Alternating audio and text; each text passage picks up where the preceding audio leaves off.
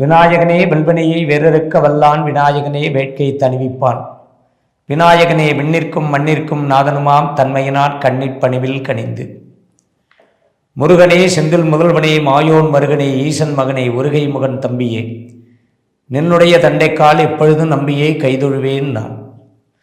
அன்பான ஜோதிட நேரம் அன்பர்களே, நேயர்களே அனைவருக்கும் எனது அன்பான வணக்கங்கள்.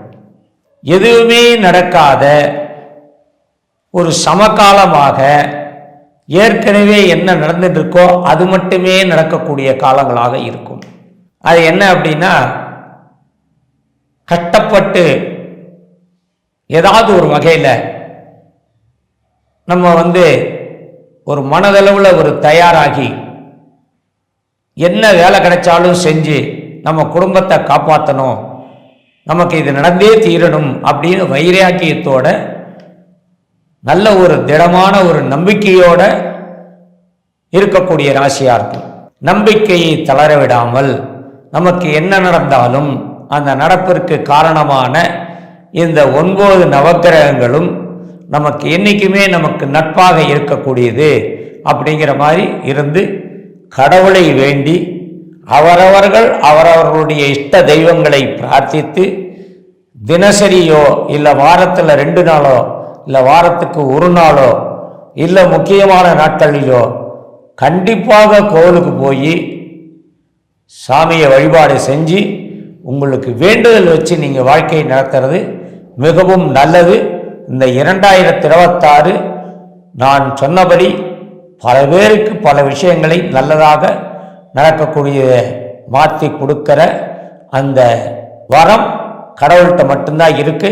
அதனால் கடவுளின் பாதத்தை பிடியுங்கள், அவர் உங்களுக்கு நல்லதே செய்வார்.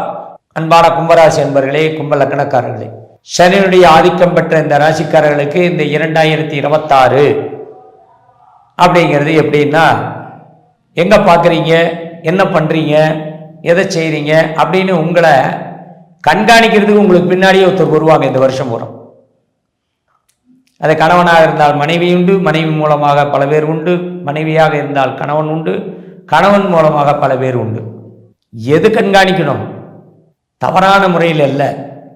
நீங்கள் ஒரு கடன் வாங்கக்கூடாது, நீங்கள் உங்களுக்கு வேலையில் சிக்கல் இருக்குன்னு சொல்லக்கூடாது, நான் வெளிநாடு போயே தான் தீருவேன்னு அடம்பிடிக்கக்கூடாது, இருக்கிற வேலையை விட்டுட்டு வேற வேலைக்கு போகிறேன் அப்படின்னு வீட்டில் சும்மா இருக்கக்கூடாது. இதெல்லாம் கண்காணிக்க வேண்டியது, மானிட்டரிங் பண்ண வேண்டியது உங்கள் கூட இருக்கிறவங்களுடைய கடமை. இது திருமணமானவர்களுக்கு, திருமணம் ஆகாதவர்களுக்கு அப்பா அம்மாவுடைய கடமை, வயதானவர்களுக்கு அவருடைய மகன் மகளுடைய கடமை. இதுதான், இது கண்காணிப்பு. இருக்காரு ஒரு பையன் வேலைக்கு போகிறாரு, அங்கே வேலையில் பல சிக்கல் இருக்குது, ஆனால் இருந்தாலும் குடும்ப சூழ்நிலை வேலைக்கு போயிட்டு வராரு. அதே இடத்துல வீட்டில் நீங்கள் எதுவும் சொல்கிறதில்ல. அப்போ என்ன, அது என்ன கஷ்டப்படுறாரு, ஏன் இப்படி இவ்வளோ சங்கடமாக இருக்காரு, வேலையில் என்ன தான் நடக்குது, ஆஃபீஸில் என்ன பிரச்சனை அப்படிங்கிறத தெரிஞ்சுக்கிறதுக்கு அப்பா அம்மாவோ மனைவியோ முயற்சி பண்ணுவாங்க இல்லையா, அந்த மானிட்டரிங் தான் சொன்னேன். அதனால் நல்லது நடக்கிறதுக்கு அடுத்தவர்களுடைய உதவி தேவை. இந்த ராசிக்கு குழந்தைகளை பற்றி சொல்லவே வேண்டாம்.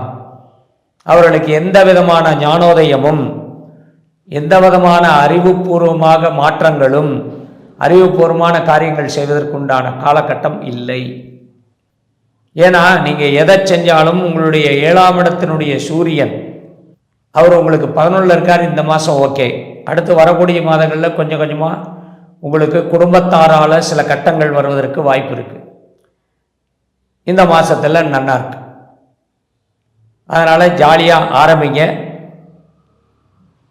சம வாய்ப்பை கொடுக்கக்கூடிய கிரகங்கள் இல்லை. ஏன்னா அடுத்தடுத்து 3ஆம் இடம் 4ஆம் இடமெல்லாம் காலியாகத்தான் இருக்கும். அதனால் முயற்சிகள் அந்த அளவுக்கு பெருசாக பலனை கொடுக்காது. அதனால் நீங்கள் அமைதியாக இருக்கக்கூடிய காலகட்டத்தையும் குறைச்சிரும். முடிஞ்சது இந்த காரியம் நம்ம நினச்சா இதை செஞ்சிட்டோம், அதை முடிச்சிட்டோன்னு நீங்கள் நிம்மதியாக இருக்க முடியாது. தொடர்ந்து ஏதாவது ஒன்று உங்களுக்கு செய்கிற வேலை வந்துகிட்டே இருக்கும். இதை ஒன்று வச்சுக்கணும். குழந்தைகளால் கொஞ்சம் தொல்லைகள் வருவதற்கு நிறைய வாய்ப்பு இருக்குது. ஆனால் அது குரு 5ல் இருக்கக்கூடிய குரு வக்கரகதியில் இருக்கிறதுனால கொஞ்சம் காலம் ஆனவுடனே அது சரியாயிடும். குழந்தைகள் நல்ல முறையில் மாறிடுவாங்க. 20 வயதுக்கு மேலே இருக்கக்கூடியவர்களுக்கு அவர்களாகவே மாறி நல்ல முறையில் நல்ல வேலை தேடிக்கொள்ளக்கூடிய வாய்ப்பு உண்டு. இந்த ராசியில் இருக்கக்கூடிய திருமணமான ஒரு 40 வயசுக்கு மேலே இருக்கிறவங்களுக்கு எல்லா விஷயங்களும் கிடைக்கும். கணவன் மனைவி உறவு அந்யோன்யமாக இருக்கும். உங்களுக்கு அனுசரணையாக கட்டுப்பட்டு நடப்பார்கள் அத்தனை பேர்கள். ஆனால் நீங்கள் யாராவது ஒருத்தருக்கு நீங்கள் கட்டுப்பட்டு இருக்கணும். அப்போ தான் உங்களுக்கு எல்லாரும் கட்டுப்பட்டு இருப்பாங்க. இது இப்படி வச்சுங்க. பணம் காசு இருக்குது அப்படிங்கிறதுக்காக தெரியாத தொழிலெல்லாம் இறங்கக்கூடாது. தெரிஞ்ச தொழிலில் மேலே மேலே முதல் போடக்கூடாது. லாபமும் உண்டு. அந்த லாபம் பேப்பரில் மட்டும்தான் இருக்கும், கைக்கு சேராது. இது இன்னும் வரக்கூடிய காலங்களில் இதே நிலைமை தான் வரும். அதனால் வாரத்துக்கு ஒருக்க மாதத்துக்கு ஒருக்க உங்களுடைய கையிருப்பு லாபம் இதை கணக்கு பண்ணுவது வியாபாரிகளுக்கு நல்லது. தொழில் செய்பவர்களுக்கும் இது நல்லது. இதுக்குன்னே தனி சார்ட் இருக்குது, தனி ஜாதகம் இருக்குது, தனி கிரக அமைப்பு இருக்குது. அவர்களெல்லாம் அப்படி தான் பண்ணுவாங்க. பொதுவாக எல்லாருமே பண்ணுறதில்லை. ஆனால் நீங்கள் எதை பண்ணணும்? இந்த வருஷம் 5 ரூபா முதல் போட்டிங்க. 5 ரூபாயை 50 பேர்த்துக்கு பிரித்து கொடுத்துருக்கீங்க. அந்த 50 பேர்த்தில் வாரம் 20 பேர் கொடுக்குறாங்க, அடுத்த வாரம் 20 பேர் கொடுக்குறாங்க. இப்படின்னு ஒரு கணக்கில் வச்சுக்கணும். ஃபைனான்ஸ் மாதிரி 50 வயதுக்கு மேலே இருக்கக்கூடியவர்கள் அசையாத சொத்துக்கள் தொழில் செய்யக்கூடியவர்கள், அதாவது ரியல் எஸ்டேட், அதில் இருக்கக்கூடியவர்களுக்கு கொஞ்சம் லாபம் கிடைக்கும். அரசாங்கம் மூலமாக நல்ல அனுகூலம் கிடைக்கும். அரசியலில் இருப்பவர்களுக்கு நல்ல பேரும் புகழும் உண்டு. இந்த ராசியில் இருக்கிறவங்களுக்கு அரசியலில் வெற்றி உண்டு. 7.5 சனி காலகட்டம், உடனே பாத சனின்னு சொல்லுவாங்க. அது பாத சனியாக இருந்தாலும் சரி, மாத சனியாக இருந்தாலும் சரி, சனி பகவான் ஒருத்தர் தான். இந்த விரைய சனி இதெல்லாம் பேர் வச்சாங்க. விரைய சனி, ஜென்ம சனி, பாத சனி. சரி, விரைய சனி இருக்கும்போது நீங்கள் என்ன பண்ணீங்க? எவ்வளோ விரயத்தை கொடுத்தீங்க? உங்களுக்கு எப்போவுமே விரயம் தானே. அப்போ சனி பகவான் தான் விரயமா? இல்லை. ஜென்ம சனி உங்களுக்கு எப்போவுமே குடும்பத்திலாலேயும் வெளியிலேயும் உங்களை நம்பாதவங்க தானே நிறைய பேர் இருப்பாங்க, அது ஜென்ம சனி. பாத சனி உங்களை விட்டு விலகி போயிடுவாங்க. கெட்டவங்களாம் உங்களை விட்டு விலகி போயிடுவாங்க. நல்லவங்க சேரணுமா? சேர மாட்டாங்க. அப்போ நீங்கள் அது பாத சனி. அப்போ இந்த பாத சனி நடக்குது. கெட்டவங்களாம் விலகி போயிடுவாங்க. நல்லவங்களுடைய நட்பு உங்களுக்கு கிடைக்கும். 60 வயதுக்கு மேலே 70க்குள்ளே இருக்கிறவங்களுக்கு மட்டும் உடல்நிலை சீராக இருக்கும்.